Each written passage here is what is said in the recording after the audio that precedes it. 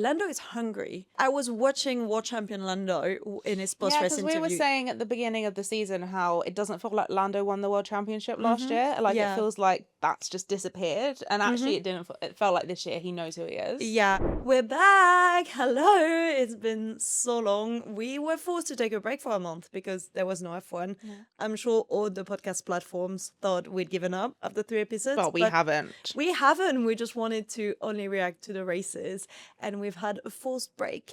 But now we are back. The Mania Onboard F1 podcast is back. We are reviewing the Miami Grand Prix, and what a race. I'm your host, Manon. I'm Maya, also a host. And together we are Mania Onboard on every social platform you can know. So the Miami Grand Prix was a sprint weekend. It was. Lots happened. A lot.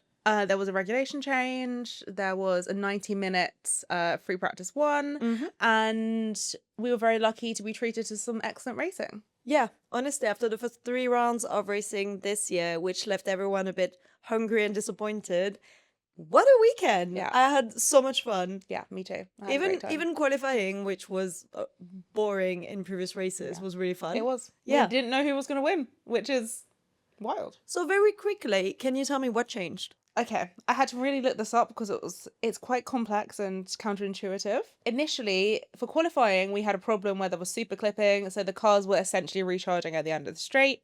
They've reduced the amount the cars can recharge, so super clipping is reduced. And they've also reduced the effect of boost slightly in the race, but boost is still there. And it's not the same amount of reduction on every corner. It's actually quite complicated. Okay.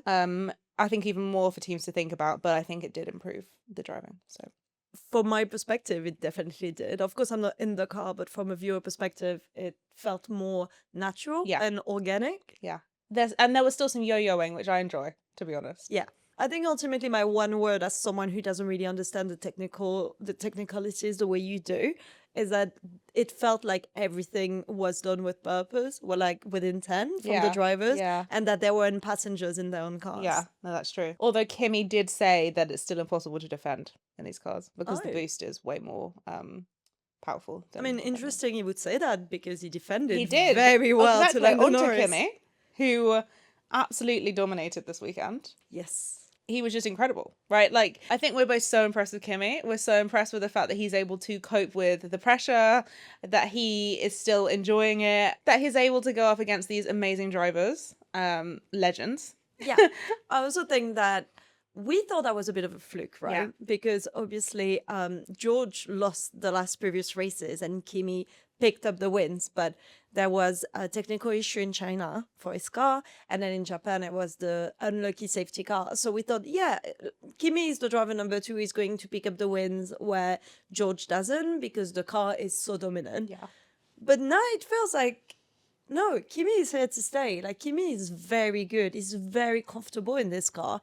And I felt like the pressure doesn't really get to him when you look at him in interview or around, like, outside of the car. And so now I'm really looking at him like, oh my God, maybe you could do it. I still don't think it's going to be a straightforward championship. I think a lot of contenders are waiting in the shadows. Yeah. But I'm looking at him differently after this weekend because it doesn't feel like, oh, he's not good enough, but he's lucky with his car. Like this weekend, his driving was really good. His defending on Lando was really good, even though he seemed to be struggling with something wrong with the car. Yeah, we were saying over and over again that it looked like Lando's going to get him. He kept him a second behind for many, many laps, which we haven't really seen this season with these new cars. So that was really impressive to see. Yeah, honestly, not a bad word to say about Kimi this weekend. Legend. We love even him. in the previous ones, but... yeah, I'm waiting for George to come back, but at least there will be someone challenging George until the end. Yeah, it's lovely. It's really good. Speaking of George, he struggled this weekend. Yeah. Across the board, really. And he did say that Miami isn't his strongest track. He does struggle in Miami. This isn't something new. But also Mercedes didn't bring upgrades. No, or if they did, they were really small. Yeah. So I really wonder what direction they took with the upgrades. I want to believe because we're early in the season, they're just bringing upgrades that are best for the car, regardless of which driver is more comfortable with what. Of course. Obviously, I do not think they're going to pick a driver just now.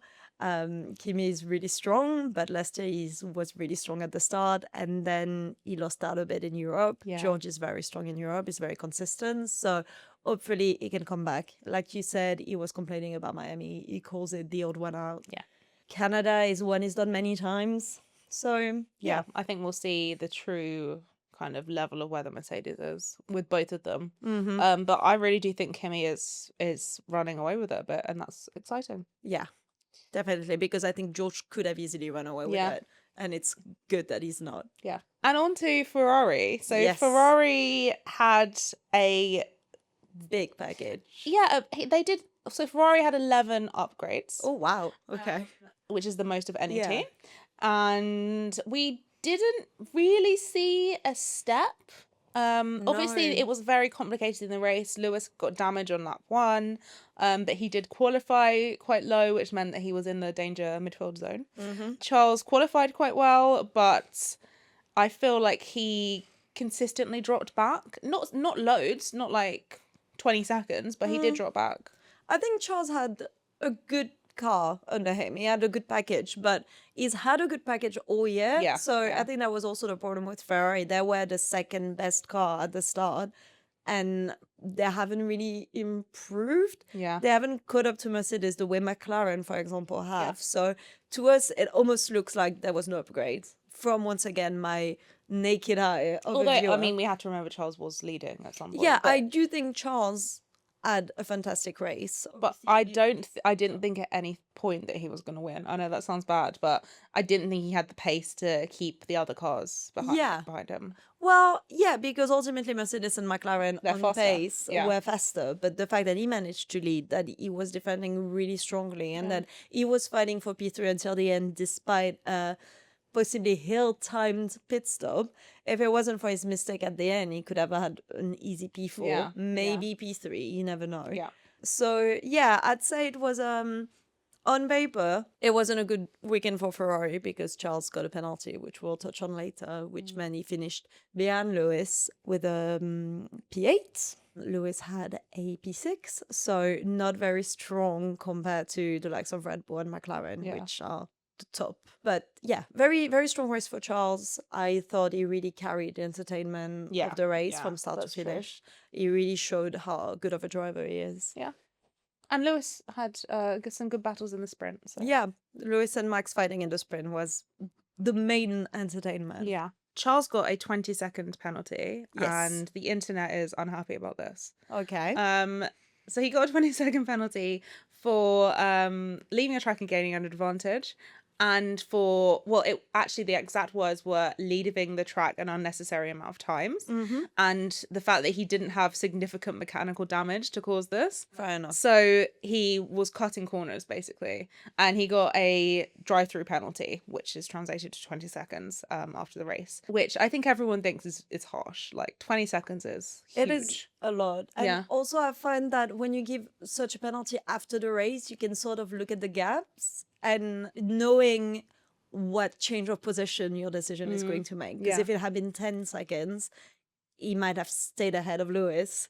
But 20 means he's behind Franco. And so the steward have the possibility of making that choice, which is a bit questionable. Yeah, of course. and we always have the problem that the FAA does more or less make up how much time they give to a driver. Yeah. It's just guidance, you know, they breach an article of the rules and they decide what the penalty is. But this is similar to what happened to Lewis in Singapore in 2025.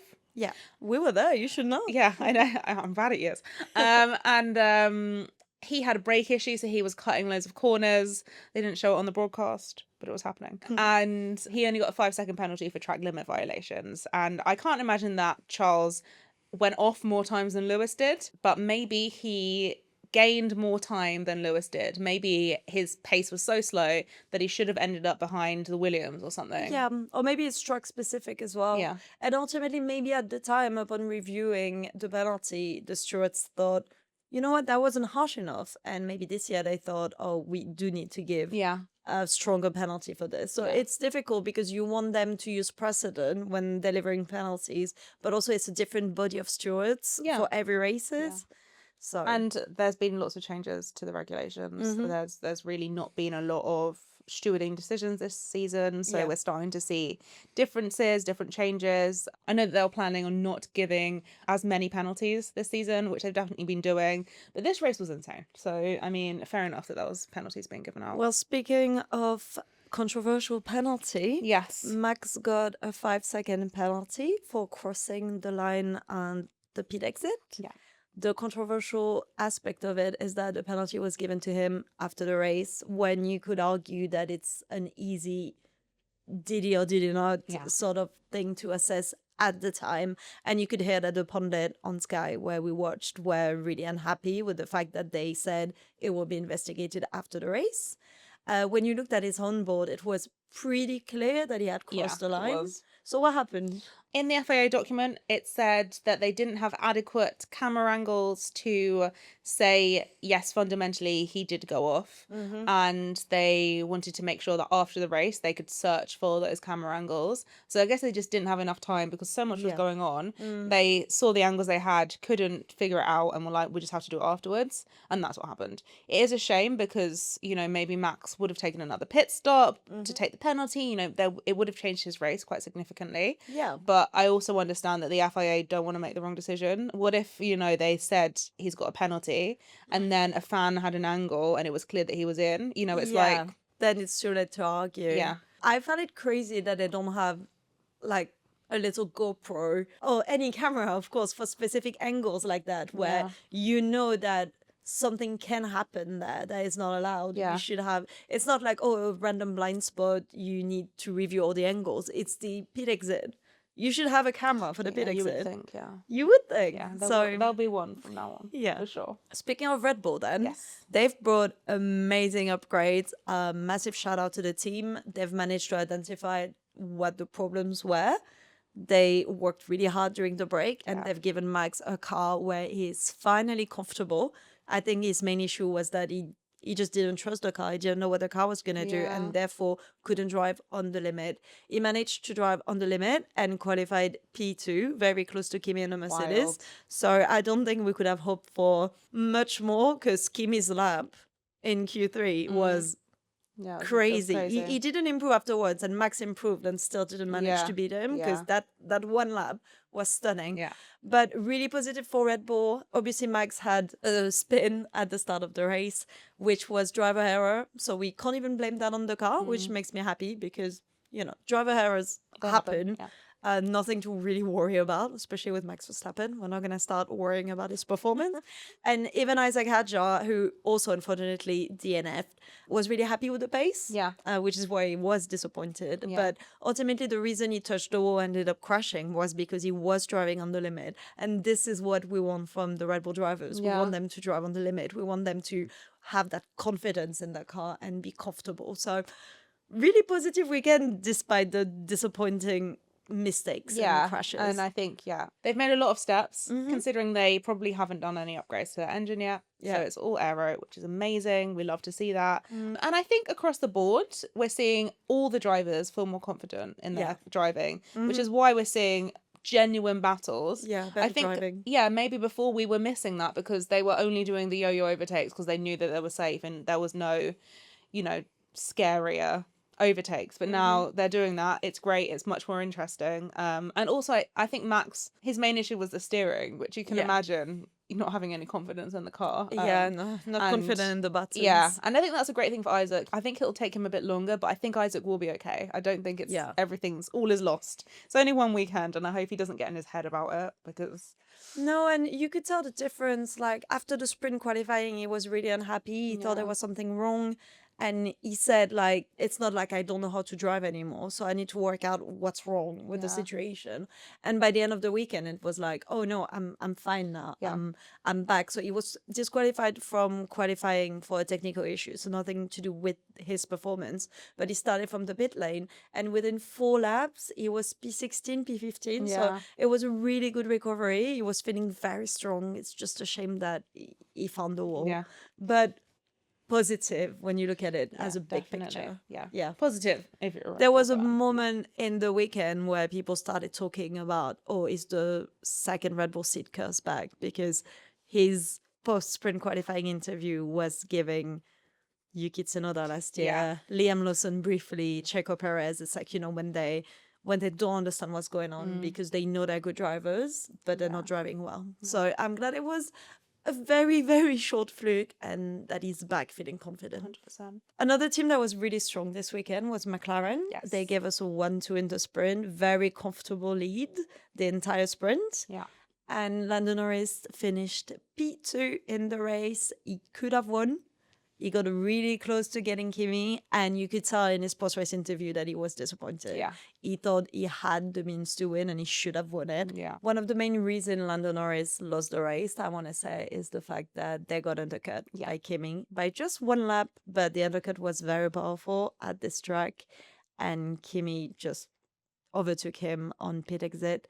Andrea Stella mentioned that it might have been a loss of time on the in-lap, but of course, I don't think he's blaming No, Lando. he wasn't blaming him. I think, sometimes it happens. You get undercut. It's not even a strategy issue. Yeah. It's just a split decision. And it might be that the car doesn't bring the tyre temperature up as well, and it's more difficult. I mean, I think that might be true because the McLarens are really good at maintaining their tyres. Yeah. That's kind of their thing, randomly. But ultimately, if you look at the pace, they were so close to Mercedes. During the race, you had Lando Norris chasing Kimi while Oscar was chasing George. I was almost struggling to keep up which McLaren and which Mercedes I was looking at, but they were really on par with their speed. So that's very impressive when you look at the previous 3 races where Mercedes was running away. McLaren really took the fight to them. Yeah. I also think with Oscar having 2 DNS at the start of the season, now he's on the podium every time he's racing. So a very strong point for McLaren. Yeah. I think they're still behind Ferrari in the championship, but I don't think that's going to last. No, I don't think so. No. Especially with Ferrari's lack of consistency. Yeah. And you can tell that Lando is hungry. I was watching World Champion Lando in his post-race because interview. we were saying at the beginning of the season how it doesn't feel like Lando won the World Championship last year. Like it feels like that's just disappeared. And actually it didn't. It felt like this year he knows who he is. Yeah, and I think there's something about Lando in Miami as well. Like, Yeah, he remembered. because Oscar won last year. Yeah. Lando's win was 2 years ago, and he's had arguably better wins since. Yeah.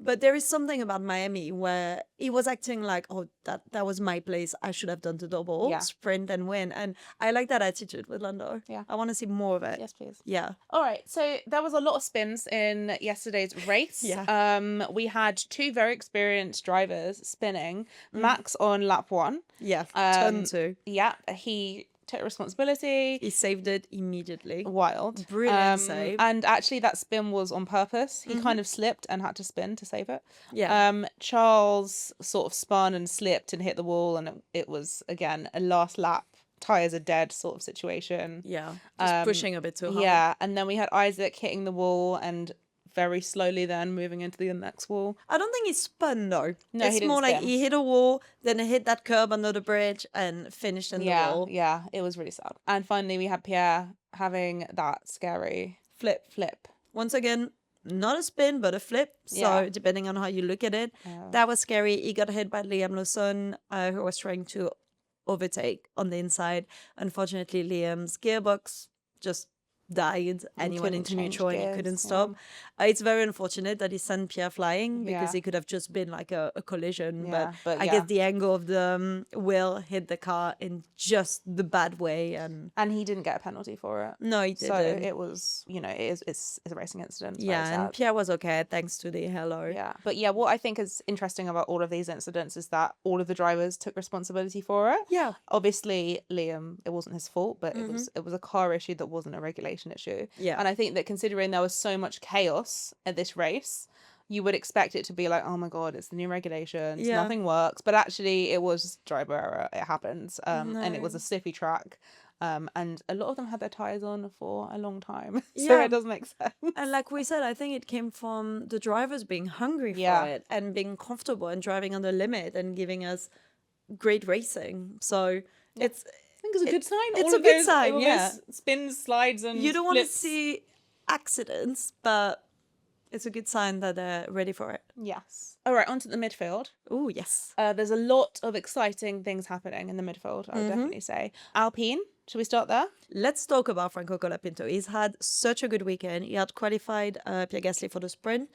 I'm not entirely sure for the race, but he was up there. Yeah. Unfortunately, Pierre Gasly did not finish the race, but Franco got P7, which is his best career finish. Well done, Franco. He actually finished P8, which was his equal best career finish, but with Charles Leclerc's penalty is now on P7, which is exciting. Also, Franco Colapinto met his idol, I think, Messi, at the Grand Prix, so what a weekend for him. Yeah. I don't think he can top that. You can't. It was also exciting to see so many Argentinian fans in the stands. I don't even know if Alpine has released Franco Colapinto's merch, but no matter what happens, the Franco fans, they're just wearing the Argentinian Like the football football team shirt. kit, and I love that. Yeah. It's like his own little brand.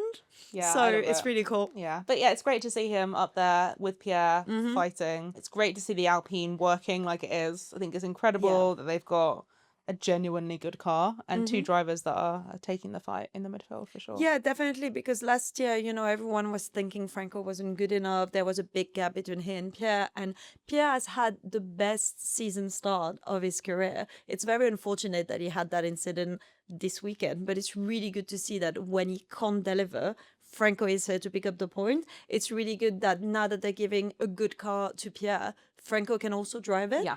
Because when you watch the opening credit of Formula One, Alpine is so early. It really reminds you of how badly they were doing last year. It was We shocking. forget because Yeah. this year, up until last week, they were ahead of Red Bull in the Yeah. standings. So yeah, that's very exciting. And we had double points for Williams, Yes. which is so cool considering at the start of the season they were nowhere. And even at the start of No. this weekend, they were nowhere. Yeah, They like- made great strides. They were both complaining during qualifying. They were not happy with the lack of progress from free practice to qualifying. And that's what I like about these teams. They're really invested by having two strong, experienced drivers. They don't have a rookie who's testing things out. They want drivers that can give feedback, that can keep them accountable. Yeah.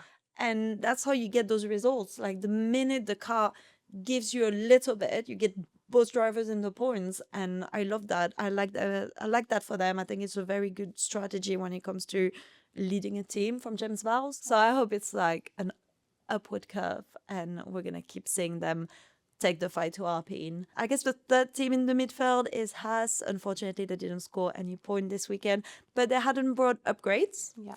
They will bring a package in Canada, so I'm really excited to see what Yeah. happens between those three. Yeah, Ollie Behrman seemed pretty optimistic about Canada. So fingers crossed we see a really cool midfield fight, because that's the point, is what's happening up and down the field. We're not just interested in who's getting number one. Yeah, and I think Ollie Behrman's been very strong this season so far. Up Yeah. until yesterday, he was ahead of Max Verstappen in Yeah. the standings. I think he just knew that the car wasn't very good this weekend. He said we'd been out of the points pretty much the entire weekend. So yeah, keep an eye on him in Canada. I'm sure he's going to do a lot of wonderful things. Yes. Aston Martin had two cars finishing a race. This is fantastic. It's all we needed. If we'd said that last year, you would have laughed. But, looking at where they started, and, just looking at Fernando Alonso's post-race interview, he was very positive. He thought it's great that the reliability issues have been fixed somewhat. Yeah. He also said that the vibration issues have been fixed. And we've seen him in some brilliant fights with Checo Perez.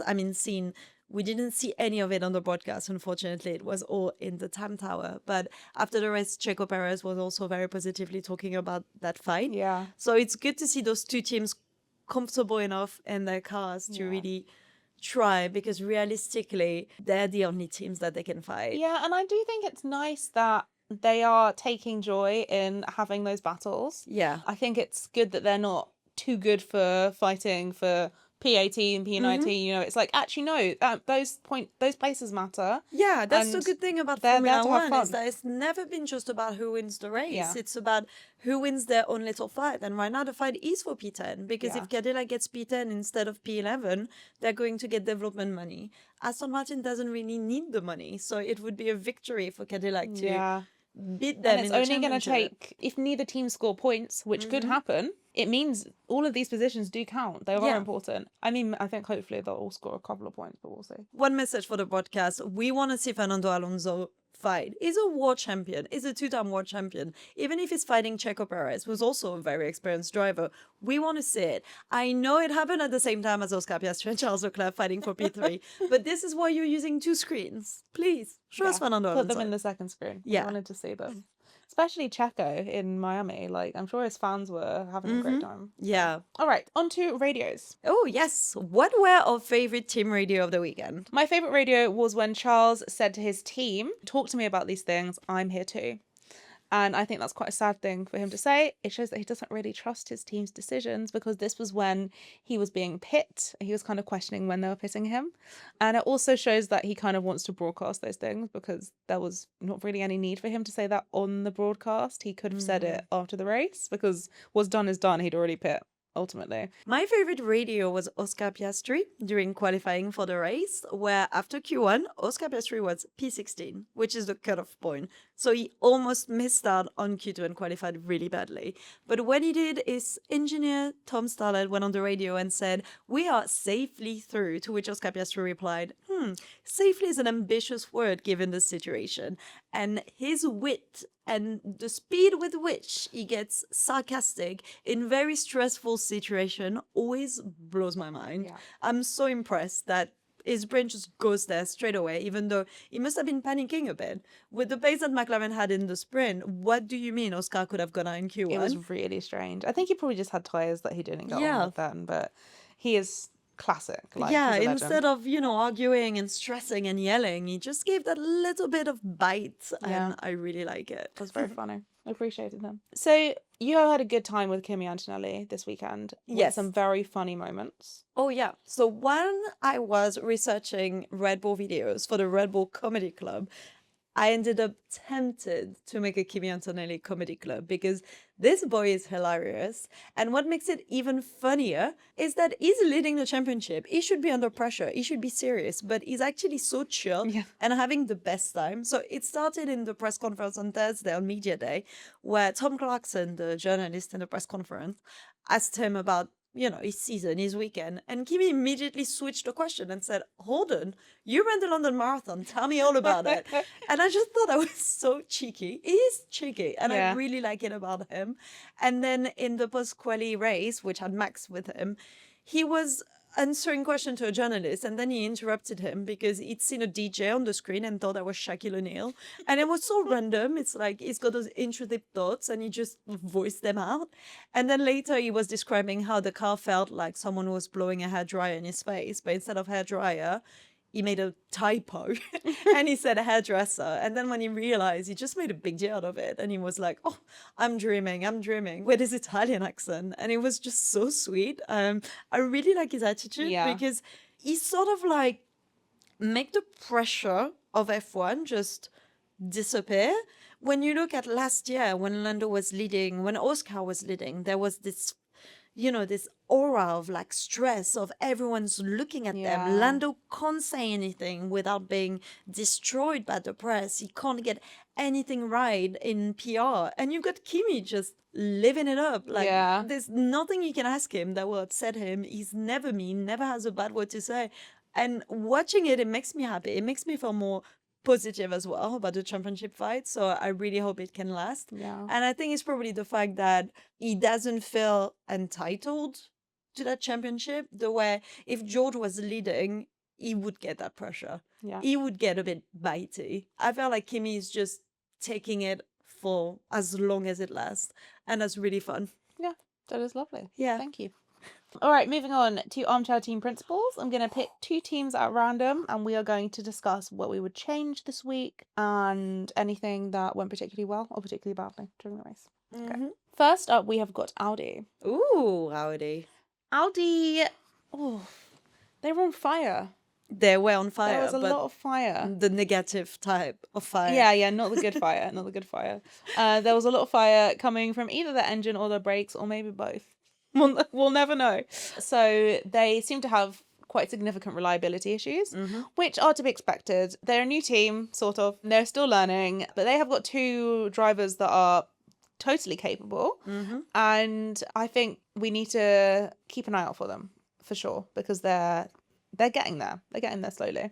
Yeah, and ultimately nothing that happened this weekend was their fault. No, exactly. Nico Hülkenberg couldn't qualify for the sprint because at the start of the session, his car caught fire.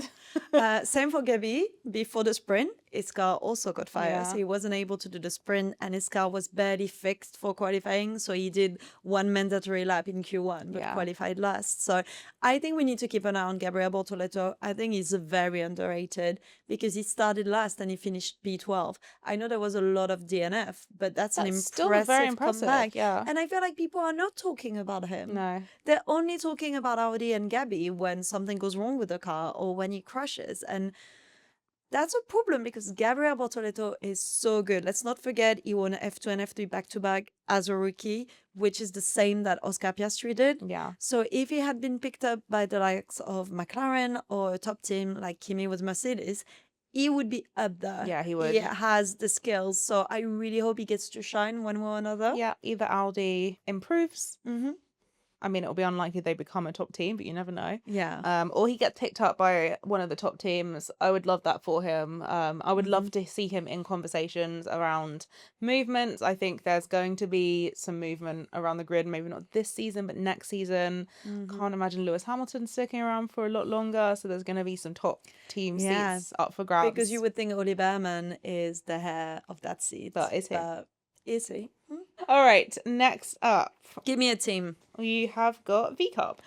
VCarb. Right. So first of all, I'm running up the marketing and design team and really praising them for that livery and everything around it. Did you see how they revealed the livery? I didn't. So basically, they had Liam Lawson and Arvin Lindblad on jet ski on the water. And then the car was on a platform, but under a drape, so they couldn't see it. And you had professional jet skier doing like stunts around it. And someone on a jet ski showed up, jumped over the car, grabbed the drape with him, and that's how the car was revealed to the drivers. And they were like, oh, blown away. Yeah, that's What unsafe. a cool stunt. I love when Red Bull does Yeah, that. that's very Red Bull. So that was really cool. I Love liked that. the yellow. They were really easy to spot on track. Yeah. I like the flavor of the new Red Bull. So, you know what? 10 out of 10 Top for the marks to marketing. VCarb. Performance-wise, though, it was a bit meh. We had each driver, one in Q2, one in SQ2, the other one in SQ1, Q1. So at least they're sort of even on performance, but the performance is a bit mid. Yeah. So definitely something to look at with the car. Have had a bad weekend, but you have to remember that he's a rookie. He's never been to Miami before, and he only had 90 minutes to practice. Yeah. He didn't take part in the sprint because of a technical issue, which means that, you know, the race was basically a practice for him. He didn't set the world on fire. He didn't DNF, but Yeah, not DNFing, honestly, impressive. yeah, he was just there. And Liam Lawson had some strong battles during the race, but obviously he lost his gearbox and he hit Pierre. And I think after that, there was no point continuing. They had to retire the car. So a bit disappointing in the end, no points, but a lot to look at. All right, time for hot takes. Oh, hot takes of the weekend. Yes, so my hot take is that McLaren aren't necessarily back. Oh, okay. This is just track specific. Oh, you think that was a fluke? I think maybe it was a fluke. I think we don't know. No, we won't know. No, I think there's a lot of conversations about this suddenly being a four-way championship fight with McLaren up with the Mercedes, but we have not really got any evidence that that's true. We have like one very, very strong race weekend, and we don't know about. Yes, but you are confident that Red Bull are coming back, while McLaren are two-time World Constructor Championship. This is why I trust them. It's more that I'm not convinced that Mercedes have lost that much performance. Oh, fair enough. I still think they are surely ahead. Mm-hmm. And that's what I expect to see. Yeah, I mean, Canada is going Canada. to be the make it or break it because McLaren has said, Andrea Stella said that they're bringing an almost completely new car in Canada. So it could go either way. Yeah. Either they made another step or they got it completely wrong. Exactly.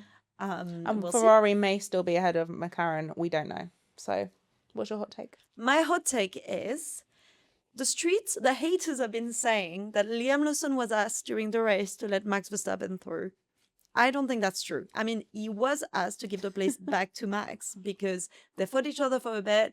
Liam Lawson overtook him outside of the track, which happens a lot. Max Verstappen himself had to give the place back to Lewis during the sprint. Yeah. This is normal. They want to avoid the penalty.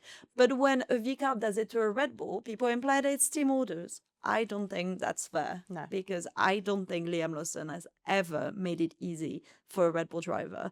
Can I interest you in Liam Lawson battling Checo Perez in Mexico iconic. in 2024? Yeah. And many times after, to be Yeah, fair. it was a thing. I Yeah. think it's almost offensive to say that of Liam. Yeah. I don't think he would. No. I also think that VCAB is in the midfield, if not lower. Max qualified P2. This is not your battle. There No. were many cars that didn't try to fight Max because Max was being very aggressive with his overtake. You heard it with Carlos on the radio. He complained about Max. He said, oh, this guy thinks he can do what he wants because he's in the midfield. Yeah. So some people tried to fight him. Some people just didn't bother because it wasn't their fight. Yeah. So implying that you would have to ask the VCAP to let him through just because they're sister teams, I Yeah. think is a bad I take. think it's a take for people who just want any excuse to dunk on Red Bull, and that's not a good look. But, you know, what else is new? I've heard that people are starting to not like Max again after this weekend. So any excuse. But he's so anyway. Look at him. Look at him. If you're Look at me. watching on video, we've got a surprised Max behind us. How can you hate Max? The next race is in Canada. It's Montreal. It's in 3 weeks. So we're getting another little break to We are. recover from this race weekend. Yeah. High expectations for Canada because Yeah. Miami has set the bar really It high. has. And thank you to the FIA for listening to teams, listening to drivers, and changing the regulations at such haste that we've genuinely felt very, very happy about Formula One this Yeah. weekend. And before that, we were finding it very boring and a bit sad. So thank you for that. Yeah, the excitement is back. Yeah. And I'm really hoping for weather issues Yeah. because we were promised rain for the Miami race. The race was moved forward because of the rain, the thunderstorms. And then we ended up having a fairly dry race. So I Yeah. really hope they get to race in the wet. Yeah. I think, it was because of the storms, not because Yeah, of the rain. it was so- for safety reasons. And, you know, I wasn't happy that the race was earlier. Yeah. I just hope that Canada can go Canadaing. Like Yeah, they I have in the hope in previous Canada we years. can have rain. Just rain. Yeah. No storms, no scary things. Yeah, Just rainy regular rain. quali or a rainy race. Just Yeah. let them use the wet tires. They're feeling useless at the moment. yeah, the wet they've tyres. been neglected. Yeah, they're feeling Mhm. sad. So yeah, we've got to get them used. But yeah, I'm excited. It should Yeah. be good. Apologies to the people going to the Canadian Grand Prix in person. I will hope that you get wet. I'm sure you're prepared for that though. Yeah, If you're that's going. true. It's like if we go to the Dutch Grand Prix, we'll take a poncho. Like we're Or gonna- Silverstone, yeah. Yeah. So, Mhm. yeah, they're prepared. They're prepared. But I'm really looking forward to it. I hope Yeah. it's going to be a good one. yes, fingers crossed. Thank you so much for listening. If you want to stay in touch with us during this 3 weeks break, feel free to follow us on socials at Mania Onboard on Instagram and TikTok. We also have a Discord. And please like, subscribe, follow, share the podcast. It's very helpful if you can support. Thank you so much, and we'll see you in the next one. Thank Bye. you. Bye.